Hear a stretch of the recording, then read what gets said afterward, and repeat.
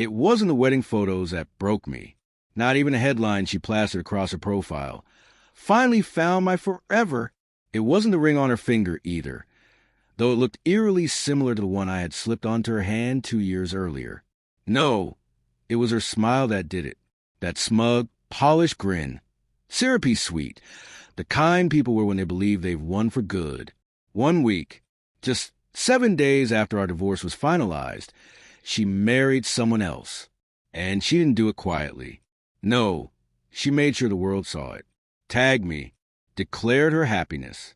Claimed she had healed. Proclaimed she had found her real man. I stare at the photo. Her dress in white again. His arm wrapped possessively around her waist like he owned something precious. But I recognized him instantly. He wasn't some stranger. Not to me. He was a ghost from our past. A name I hadn't heard in years, but one I remembered all too well. We were high school sweethearts, a cliché played out too many times. She had a dangerous streak. I had a savior complex. Our love was chaotic, messy, built on the thrill of passion and the hope that love could fix everything, or so I believed. I gave her my time, my name, my faith, but for her, nothing was ever enough. She always wanted more attention, more excitement, more eyes on her. Still, I loved her. When she asked for space, I gave it. When she said I worked too much, I cut back. When she broke down crying, I sat beside her and absorbed the storm in silence. But all my efforts were never sufficient. Then came the Tuesday evening that changed everything. She was in the shower. Her phone, face down on the nightstand, buzzed. I had never gone through her messages before, never felt the need. But that night, something gnawed at me. The message read, "Can't wait till he's out of the picture." That was the moment clarity replaced love. I didn't confront her. I didn't shout. I didn't even cry. I simply observed. She thought she was outsmarting me, sneaking out under the guise of late yoga classes, returning home smelling of expensive cologne that wasn't mine. One evening, I followed her. He picked her up in a sleek black BMW, arrogant, polished. I took photos, documented license plates, logged timestamps, collected a complete file. Then I returned home, poured a glass of bourbon, and let the burn remind me that I was no longer her husband. That night, something inside me shifted. I became someone else. Over the next 4 months, I moved with calculated precision. I locked down joint accounts, transferred my business shares beyond her reach, and liquidated assets she had her eye on. I hired a private investigator, not to find him, but to dig into her. Betrayal makes people careless. She left a trail, hotel receipts, email chains, even a burner phone registered under her maiden name. I archived everything. When she finally asked for a divorce, I agreed instantly.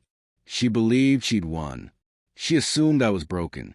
She thought she would walk away with half of my life and run into his arms victorious. What she didn't know was that I had already secured the rest. His name was Daniel Cruz. He had been her first love, the popular boy back in high school, prom king, the what if she clung to whenever our marriage hit rough waters. Back then he was charming but shallow, and some things never change. By the time she married him, Daniel had racked up 2 DUIs, was facing fraud charges, and had a reputation for conning women like unpaid debts. The man she thought was her new beginning was nothing more than a polished disaster waiting to happen.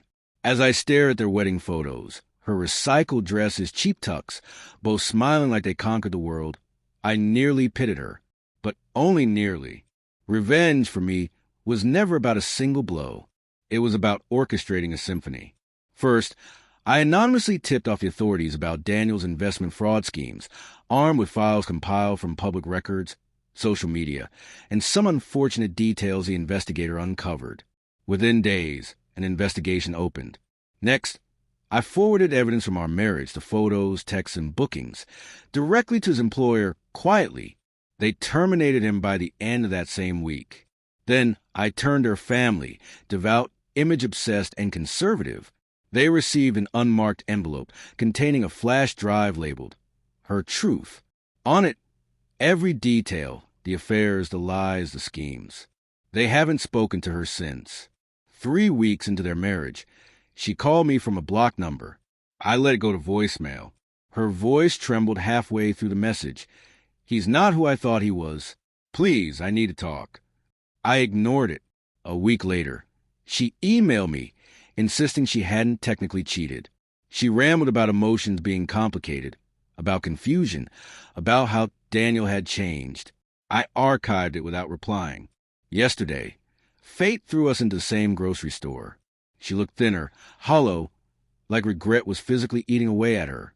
Daniel trailed behind, arguing on speakerphone with someone screaming about missing funds.